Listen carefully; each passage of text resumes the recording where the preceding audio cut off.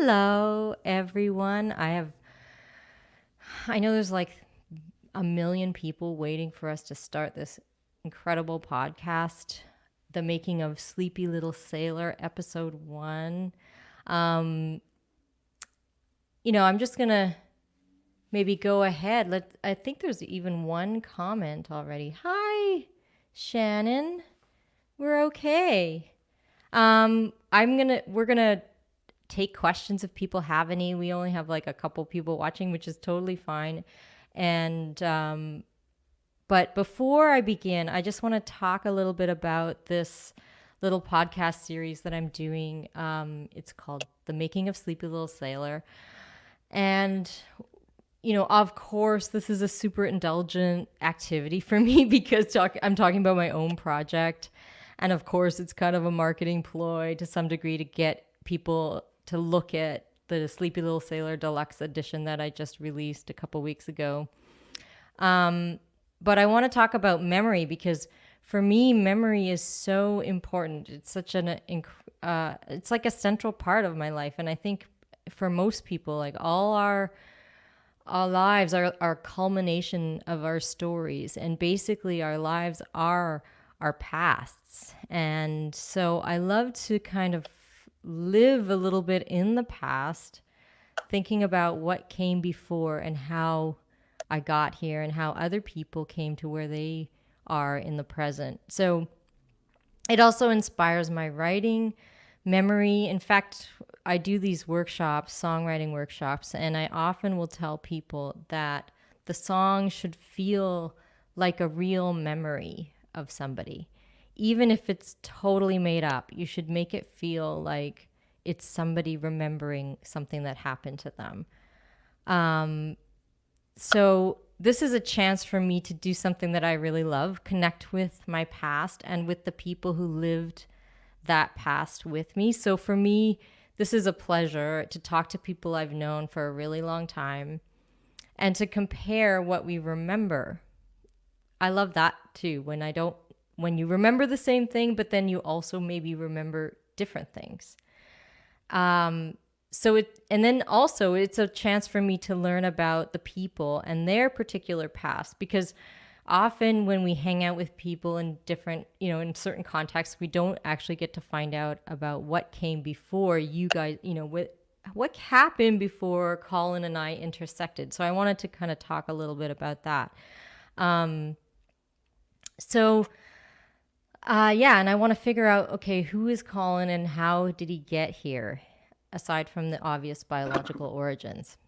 So when I think of Colin Cripps, I think of a guitar or maybe a whole collection of guitars. I also think of denim, GWGs, rolled up cuffs, white t-shirts, kind of that classic Marlon Brando style, rock and roll, rebellion. And I think of a generous and a sensitive person who loves art and beauty. He also is a creator of art and beauty, specifically with the electric guitar. So I think before we talk about anything else, I want to talk about, I want to delve into Colin's love affair with the guitar. So how did that love affair begin? And was there a lightning bolt moment, or was it a gradual, slow burn, falling in love? Like, how old were you? Tell us a little bit about that. Well, say that I was always fascinated by music. That seemed to be something I got quite early, and records and hearing these sounds and songs, and not really understanding most of the time what was going on. I didn't understand instrumentation or anything, but I mean, aside from a voice. So I think what happened that early on I was fascinated by it. And then I obviously, like kids, started to see, neighbors' kids, maybe, like Joe down the street had a little drum kit. And I remember going over this neighbor's house and he had a drum kit. And I thought, well, that's really cool. But, it's loud and you can only play it so many hours of the day. And it's kind of like an after thing. And it was I guess, I was fascinated by the other instruments. And then I'd say one of the catalysts for me was I was living in Hamilton. We lived in this part of town that was very multi-ethnic. It was very working class, or so a lot of these people they were, they were immigrants who had come from many parts of the world, and all these friends of mine, they were all kids from different backgrounds. Some of them came from, they learned how to play accordion, and then they went from the accordion to like learning how to play organ, and they went, through that sort of that phase. And anyways, there was a kid down the street that became a good friend of mine in public school. So I was at that point, I guess I was around 12, 11 or 12. And he played guitar, and he had an electric guitar, which I'd never heard one in person. I'd always, by that point, I obviously loved the idea of them with bands, and I started understanding more about the guitar's role in popular music and the Mm-hmm. stuff that I liked. And so this kid down the street had an electric guitar. As soon as I saw him playing it, like I think I was just like every day I wanted to go to his house, and I didn't play anything. I didn't have any skills at all. I just had a fascination with it. And then when he would plug it in, and of course it was an electric guitar, so it was different than acoustic. The impact of an acoustic guitar wasn't the same when you're 11, 12 kid in this electric guitar. I don't know if he was any good or not, didn't really, but to me, he was like the coolest kid I'd ever met. And so from that day on, I think I was fascinated by music, always had that. It was always sort of in my, it was sort of in my head. But that kind of led me down that road where I thought, well, I could learn to play guitar. And then we didn't have any money. We were quite poor. And so for some reason, I decided that maybe the way for me to get closer to guitar was to go and hang out at a music store, and maybe the guy would hire me after school, and I could learn, more about guitars, and I'd have a job, and that was how I actually bought my first guitar, was working at this music store after school, and that started when I was 14. So that was kind of the beginning of it. That would have been, honestly, for me, that would have this sort of genesis period where all of a sudden the guitar became sort of almost like a piece of armor for me. I got like, it was Mm. identity. And all the kids, you think when you were a kid, you'd find something, whether it was sports or writing, or, you were the nerdy computer kid, and you become part of that group where you sort of, and now you have some armor. It's like, they're and you'd sort of almost get branded. And that was okay. I was quite happy to be branded as sort of this nerdy music kid, because I was also by that point I was in high school, and I learned how to play. I was in the high school band playing clarinet, and I love clarinet because that kind of gave me that whole branding. I was a kid Mm. who could. So yeah, the guitar then became That's really the interesting that you call it armor, as yeah, like a it was armor. protection against something that might harm you, or even as like a shield. I mean, like guitar kind of is like a shield. Right. And then the sound of it, people talk about it as an axe, or as you can Hmm. kind of do this machine gun thing with the guitar. There Like is a weapon, something, right? yeah, there's Weapon. an assault on your senses with Yeah. this sound. Um, and I guess, it's interesting because when I was growing up, it took me a really long time to actually, there was a period when I was really young where I was like, yeah, I want to be a singer, and I was brave about it. But then in high school, I really lost my confidence, and I didn't want anybody to know, or even, so I kind of did this. And it's interesting for me, Yeah. the armor that I put on were these kind of tough punk rock clothes. And so I love that idea that it was like your shield. against the world, especially Yeah, in I mean, I was tough sort of Hamilton. Was it tough? Like, just were you feeling, feeling yeah, like you were in danger yeah. sometimes? I think it was that too, and I also think that because I was super shy, yeah, I guess it felt like it was sort of like armor against this way that I could, the idea was that I could express myself through this instrument, and I didn't have to necessarily be as expressive, because I was so shy. The guitar, that weapon, and at the same Mm. time a piece of armor.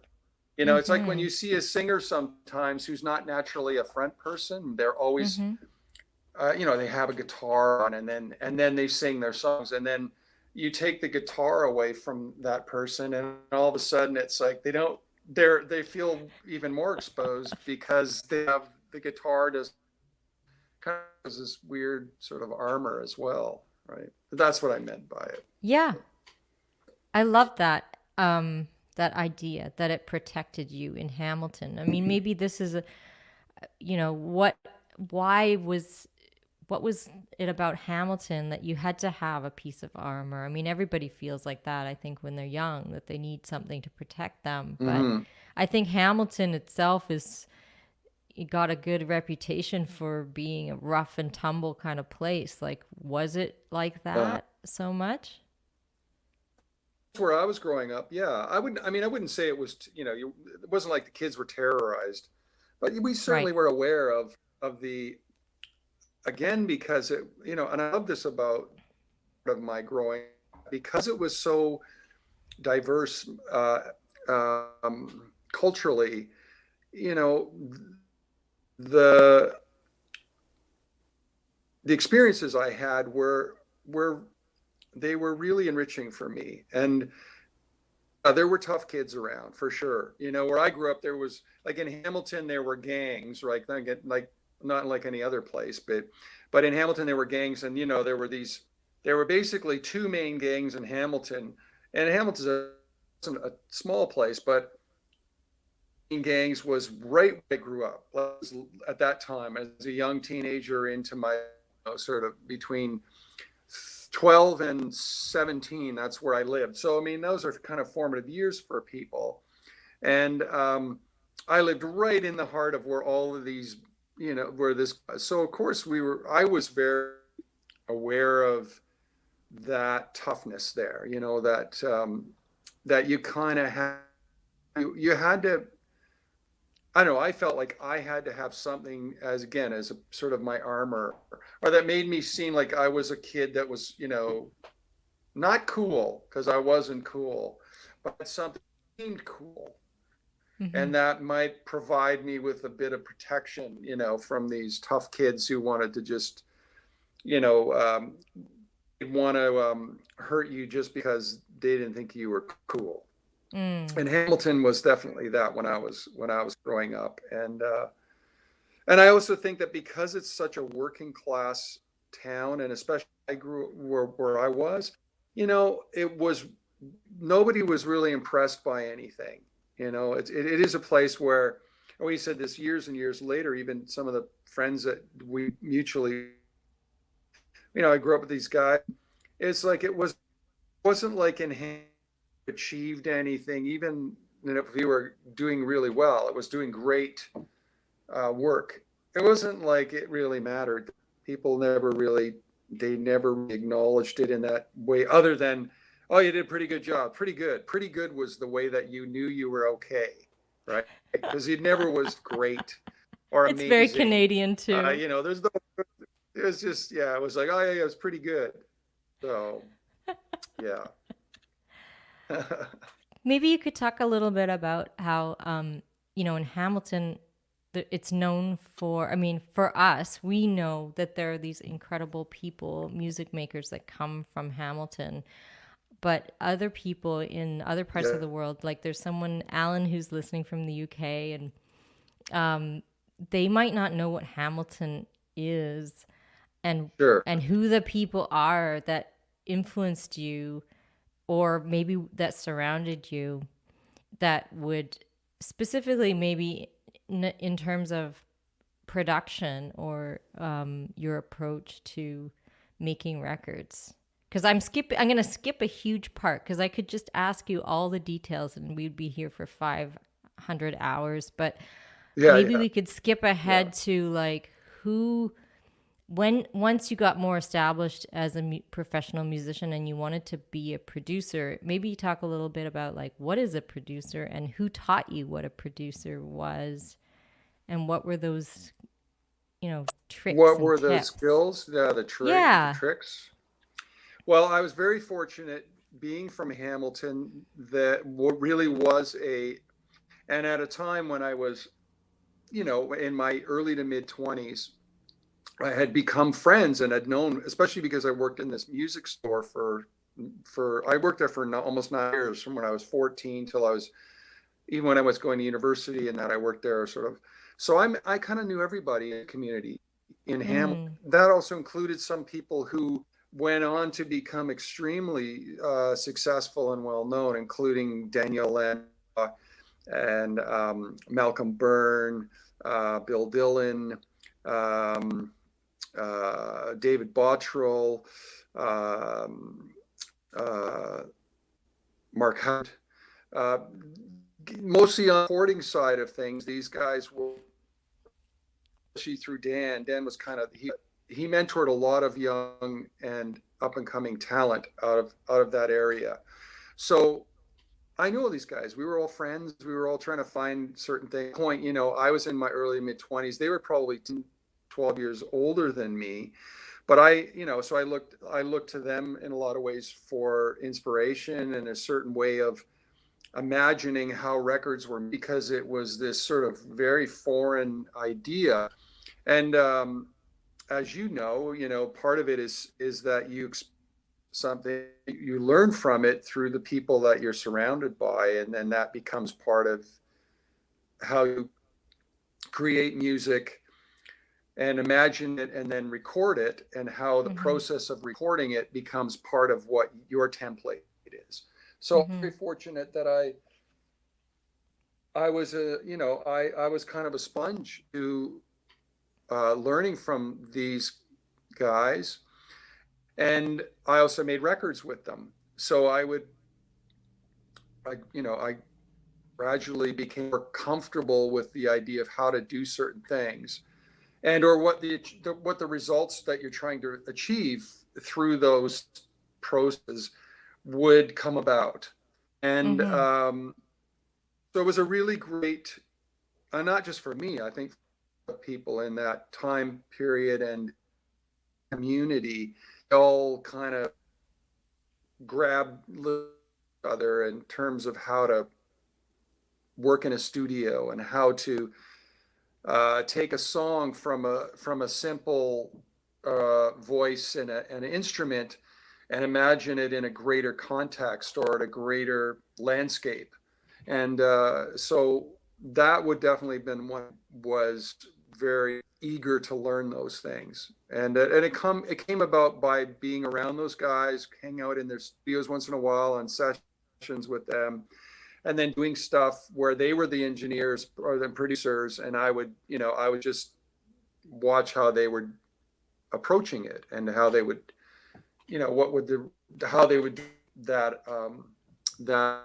you want to, that's kind of how I describe it to people who don't make records, but it is kind of like building a house in a way. In my mind, that's how I see the process evolving, at least in part, to the degree that when you have a room full of musicians to be able to create with you, it's like you're taking all these best crafts people, and you're trying to help create something out of that.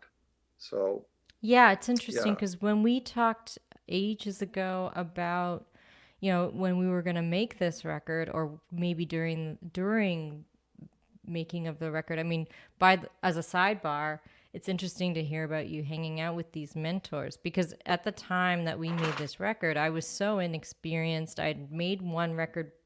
I sort of had two recording yeah, experiences before that, and but I'd never made a record in the way that we had decided to make it, which was everybody's going to be living together. We're going to have a particular band. We're going to live as a unit.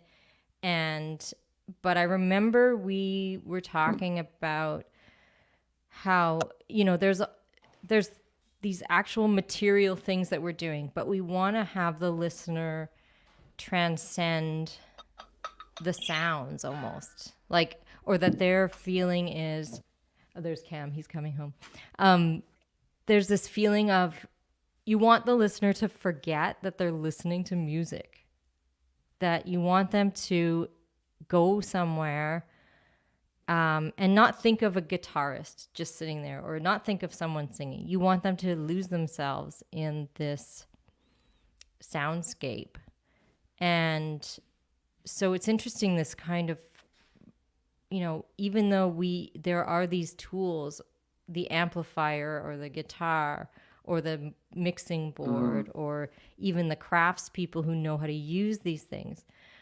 But there's also this other kind of thing that's extra and kind of spiritual or vibey, as you like to talk about, the vibe. And so I think that was some way that I felt like I could trust you to make this record, because we shared that idea that you have this practical and kind of material setup, but then we're going to try to tap into some other creative force or place. Yeah. And so maybe you could talk about like I remember this sort of trust building that you did, probably I didn't even know you were doing it, but you were telling me about this in a recent conversation. Like when I came out and listened. When we did, when we started Sleepy Little Sailor, I had under my belt at that point. I'd produced some records and varying styles of records that I felt more confident in the way in which I was able to building. Oh, did you? Can you say that again? Because it's got all choppy. Oh, there you go. Or maybe, okay. Did I disappear and come back? You kind of got robotic. Oh, I did. Okay. Okay. But that you'd had a number of records under your... Yeah. Yeah, I'd had some records under my belt at that point. I produced some records, and I had worked in varying sort of types of records, that when it came to doing Sleepy Little Sailor, I fundamentally really wanted the record to represent the intimacy of your voice and the narrative of the songs, and one at the landscape around became very cinematic. That like when you were listening to the songs, of course you're listening to your voice, and the lyrics and the storytelling was also like, it's like, in a great movie, it also it's supported by this cinematic feeling surrounding the songs. And the way that is obviously through instrumentation, and certain instruments, just you hope that they lend themselves to that feeling in the narrative, or the imagining that it doesn't matter that it's a guitar or it's a piano or it's pulsating in the background. It's all about how it creates a feeling, which then makes those songs, experience of listening to them, more multi way. And so that was the goal. That was always my goal with other, to achieve that, I think, because of the impact of the songs is other things, more important things, like a big a big hooky sound. Um, but in Sleepy Little Sailor, I thought, well, this is absolutely this. All these songs lend themselves to that possibility, and so the goal was to imagine that by the use of space, by the use of certain tones that were maybe a little more muted sometimes, so that they didn't get in the way, but they made you feel the narrative that much better. And Mm-hmm. there are some tricks that help that. I learned some things in the records that I had made, like just even the way that you can record, say, a drum sound, or you can record, and you make things, you have foreground. Like imagine a cinematic moment, right? You have foreground information, and then you have stuff going on in the background, and there's a way to create that spatial um, um, representation. Mm-hmm. And that was really a big part of that for me, was to, as a producer goes, that I tried to make it feel like everybody's role was instrument, but we're creating a cinematic landscape within that. So it doesn't really matter that it's a guitar. It doesn't really Mm-hmm. matter that it's a keyboard, or it's, a pulsing muted drum, or a bass tone, but it lends itself to the result. And so that was really the beginning. I remember very clearly that from the beginning, that was what I hoped we would achieve, as well as, because we did a lot of stuff live off the floor. Like we didn't overdub, very very little. You're Mm-hmm. for one take, two takes. It was like the band had to sort of what their parts and their narratives would be. You were so performance uh, gifted that you could do it, and it wouldn't require that we do like multiple takes and then have to cut together and create a representation, but that it was put together in pieces. So that was also something that became really clear right away. It's like, we kind of have to have our shit together, because you do. I mean, I honestly remember we do takes, and at the end of it, there'd be like a silence, and then it would be, I go, I would say, I mean, that was perfect, Susie. Like, not perfect that it was, but it just, everything about what it was trying to do was there. And then I think maybe in a couple cases we would usually do a couple takes just to say we did them, but they weren't Mm-hmm. necessary in some cases. Like I for sure, I mean, we talk about songs on the record. I mean, we did Ride On, which is to this day one of the most incredible things that I was ever part of in a recording, Hmm. because it's one take. There's no overdubs. It's 10 minutes long. Yeah. It's incredible that you were able to keep that performance, and the band was able to do these things that were not rehearsed per se. They were maybe there was a little bit of mind rehearsal, just trying to Mm-hmm. figure out how to create ebb and flow in a 10-minute narrative, and not have to stop, or not have to do an overdub, and that song represents an absolute achievement for me in that way in which you do those recordings. And I still listen to it and think, how did that happen? How was that able to? Because I think it is a fantastic performance. It's a fantastic performance, not just a fantastic recording. So that song represents the ultimate version of everything I started saying earlier about Mm-hmm. what the process of making that style of record, and how the things I said to you at the time were you have to use language to help somebody imagine it, so that they understand what you're trying to do, though you haven't done it yet, right? Mm-hmm. So for anybody who's interested in that narrative of it, that song is definitely ultimate version from any record anything I've ever done. That song is an ultimate version of that. Oh, wow. So, Yeah, I remember us trying to figure out. I remember one of the things you were saying was we have to really build the dynamics of this song so that right. you don't give it away at the very beginning and it Yeah, strings the listener along.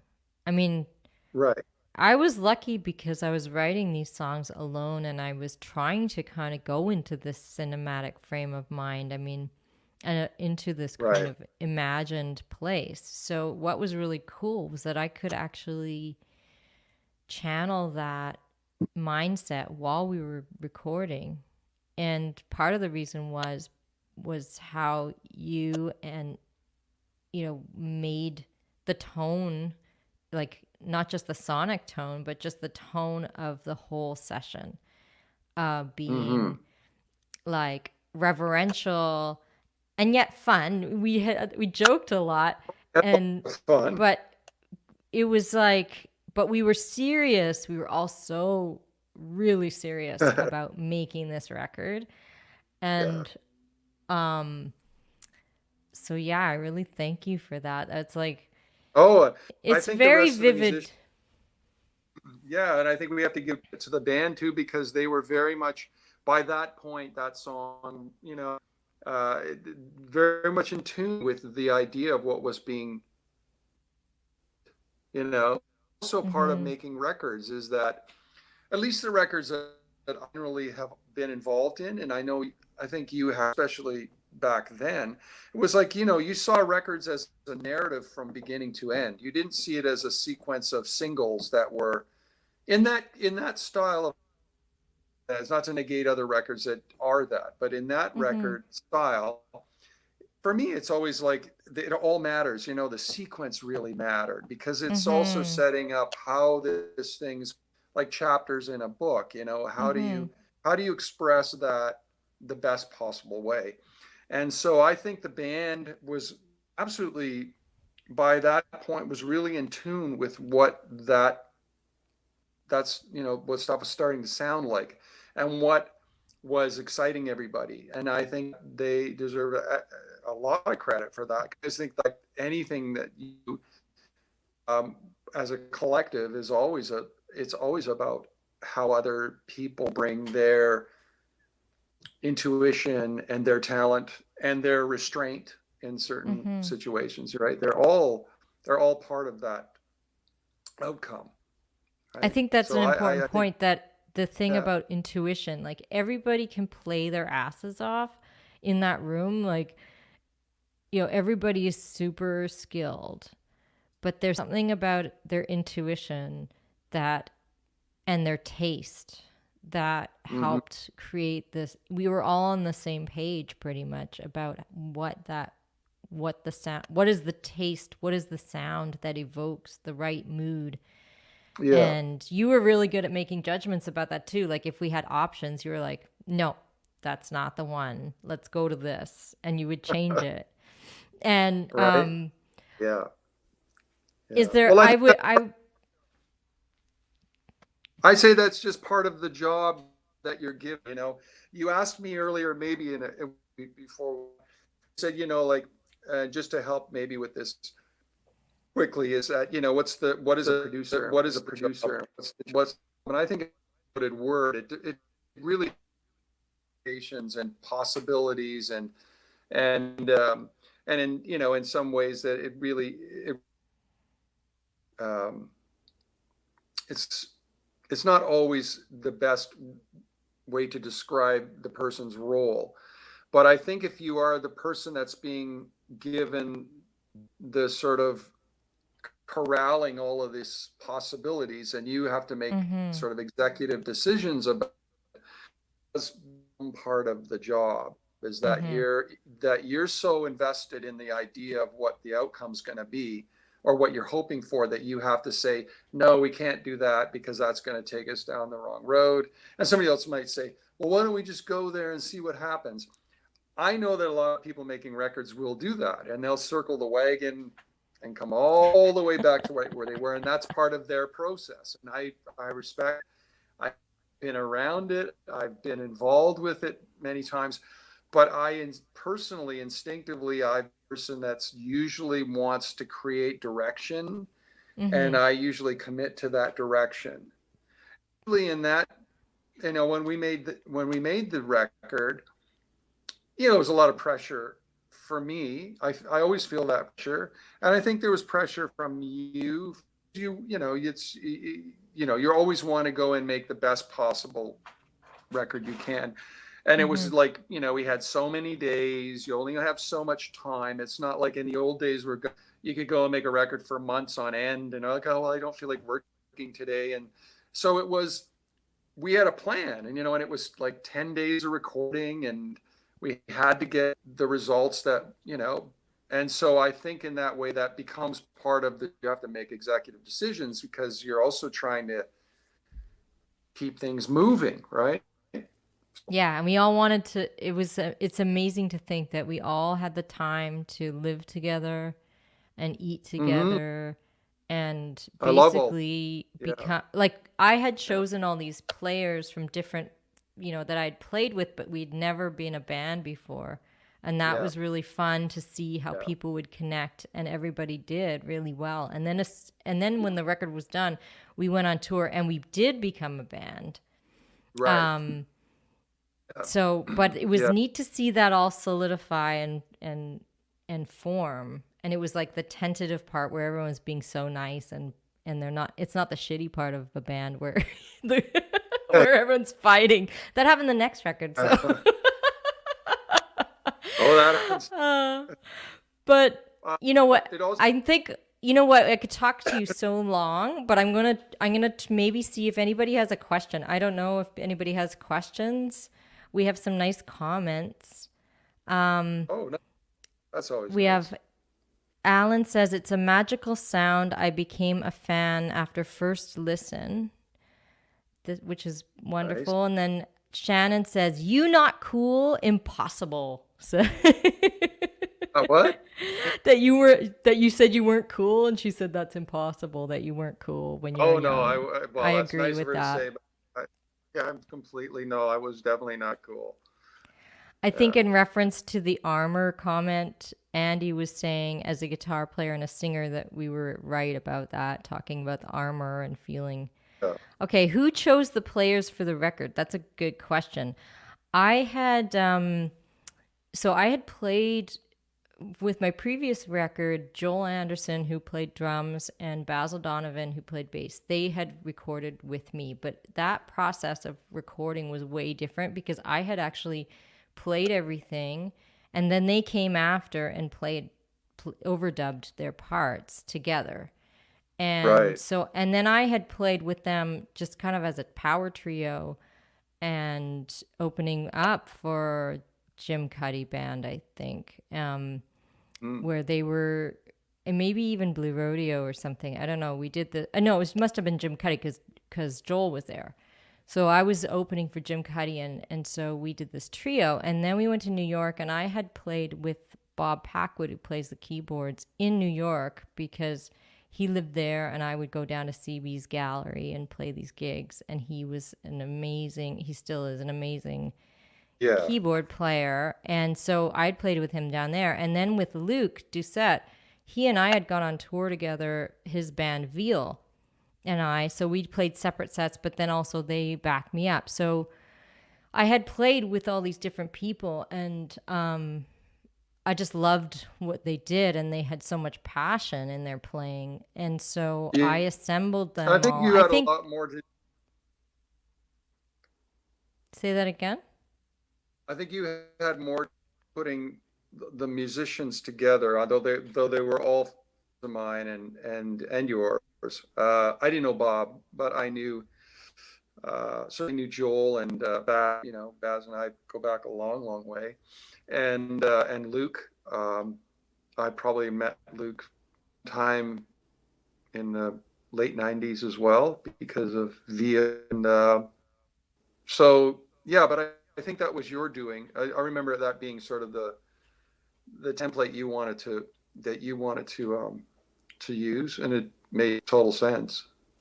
Yeah, it was great because Colin had been working with Joel and Basil in the Jim Cuddy solo band. Yeah, yeah, yeah, Um, yeah. Already so had there a was a couple of years of comfort touring with, there. There was and definitely a comfort there. And then and Bob was like this, unknown quantity. And yeah, and Luke, it was really cool because Luke had been an admirer of Colin's, him being about 12 years younger, I think, than you, and yeah, he had seen you and heard you play. And right. so does anybody else have any comments or questions or before we sign off? Because we could just go on forever, but I think 40 minutes is good. Anybody? Nobody wants to ask anymore. I think maybe I would say I had one question that I wanted to ask you about. What was the first guitar that you bought at the music shop? Do you remember? First guitar I bought. Yeah, from the music shop you said that you worked at. Oh, when I started, I bought a Fender Telecaster copy, which I still remember the price. It was $110. I had to make payments so the shop on Thursdays, Fridays, and then after school and all day Saturdays, and that was basically how I paid for that guitar. And then I was obsessed with it, and but very quickly realized like that. Well, this is kind of a cheap cop. I need a real Fender, And then my ambition and my second guitar, which was a '68 Fender Telecaster, and that was So really the that, first yeah. real guitar I got that yeah. Which is So interesting because you said that was one of the main guitars we used. Maybe not that particular one, but that I what yes, model yeah, yeah, is yes, the that one was that we the one that I used. used on yeah, um, yeah, that guitar was still have a very strong love for Fender Telecasters. And they're sexy. They work for Yeah. everything. Yeah. They really do. Well, I want to thank you, Colin, and thanks to everyone who Oh, showed Susie. up. That was so fun, and we could talk forever, but God knows we did already. We talked for like 3 hours already in advance of this conversation over the past month. But if you guys want to talk more guitars, I'm going to talk to Luke Doucette next week at the same time. And he will have his own take. Everybody I'm interviewing that's the thing that's cool. Everybody has super strong personalities and they have their opinions. And that's why it's going to be interesting to talk to everybody, and especially Luke. Oh, I look forward to hearing everybody's. Hey, one thing you should ask Joel, because I'll make this really quick. Ask him Okay. about the when you have like in your tub you have a stopper to put in the drain, and then there's the little Yeah. chain. The chain. So Joel's the chain. Joel was the first guy to show me of the chain on a hi-hat cymbal, so that when Oh. you did that, you get this extra little zing, this little sound when you put the chain to the top of the top cymbal. And we use that on a cause on that record on Sleepy Little Sailor, and I still to this day I love that sound. So that's the first I time didn't I know ever he saw that. did that. Oh yeah, yeah, yeah, yeah. He used it. I can tell you exactly which song. I remember the first time he did it. He used Maybe it Beauty on Boy? um, he used it on Beauty Boy. Yeah, Yeah. like I can hear that now that yeah, you say that. It's interesting because, yeah. Ask him about the chain. I will because, and I know that the thing about that chain, like the elusive chain that the drummers have to deal with, because I'm married to a drummer who forgets the chain all the time. And he's like, shit, I Oh, gotta get a chain. And yeah. he's like stealing no one has those anymore on their bathtub, those bathtub chains. Yeah, they just take them, and there's no sound that does that. There's no other Yeah. device do that. So yeah. Anyway, that's just my Oh, wait, we little have one more Joel. question. Let's answer it. Colin, what is your absolute favorite guitar and why? And when do you play that guitar? What band, etc.? That's from Kathy Curtis. She wants to know. That's really What's hard. my favorite?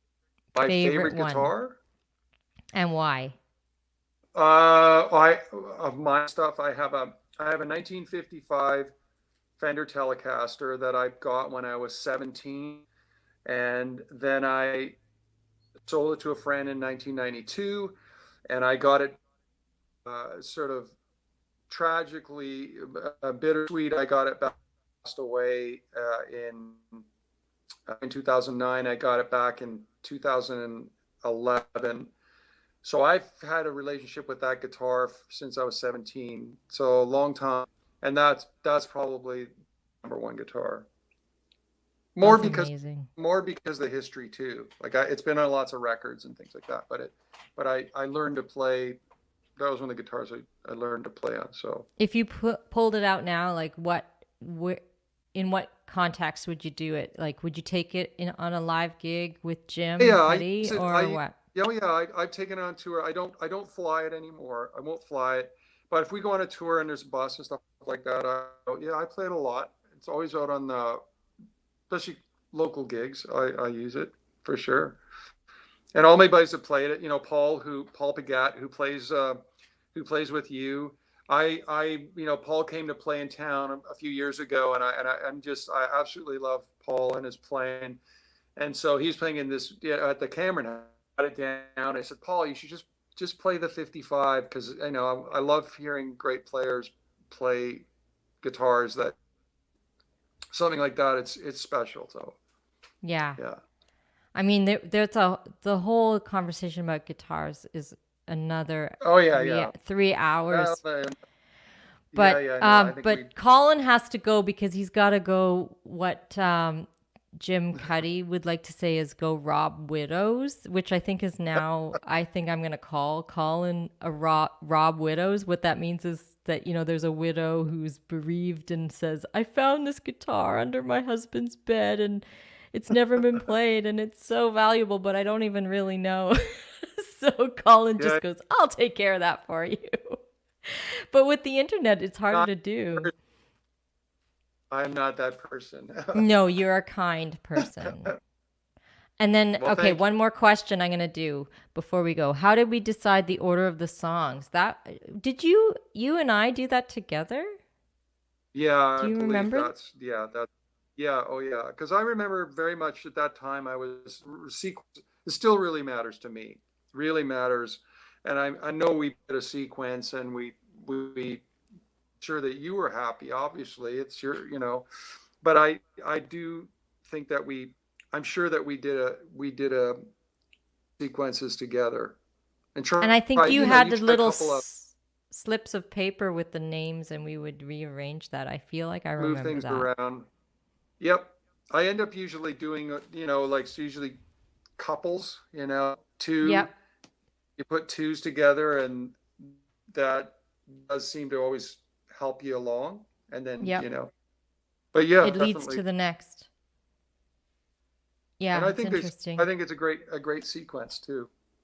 I I really think think so too. I changed it a little bit, I think, for the vinyl, but not much. yeah, Like two songs are flipped, maybe, because I had to right. separate some of the tracks to separate them from different sides. Right. From A and B, right. Yeah. Because of length. But really, it's Right. only Yeah, two. I yeah. think it's only two songs Yeah. are flipped at the end of the song, Yeah, at the yeah, end of the yeah. record. Yeah. Well, thanks everyone for joining us. This has been really great. And Colin, Thank you. thank you so much for all your time and wisdom. And thanks for a beautiful experience. I get choked up when I think Oh, about how amazing making that record was. And for oh, thank I can do a sales pitch like, Don't ever the record. woo! Like, Colin paid Yeah. me a huge compliment because he said the reissue, really, there was no corners cut at all. We decided to put every single thing we could on it instead of, how with vinyl you have restrictions on length. but we decided to put everything in it, and the label was generous with their money, and they said, like, let's put all the lyrics on, and anything you want to do, Susie, they just let me Yeah. do it. So I really appreciate the label MVKA out of Yes, thank you. UK. Thank them for respecting your work. Full job. Mm-hmm. Really, Yeah. really nice. Really will. Really, not looks good either. It looks good, and it sounds good. Great. Yeah. Okay, thanks everyone. I'll see you next week. And Colin, I hope to see you on somehow soon. Yeah. Even if it's just on a FaceTime. Okay. Okay. Bye everyone. Love you.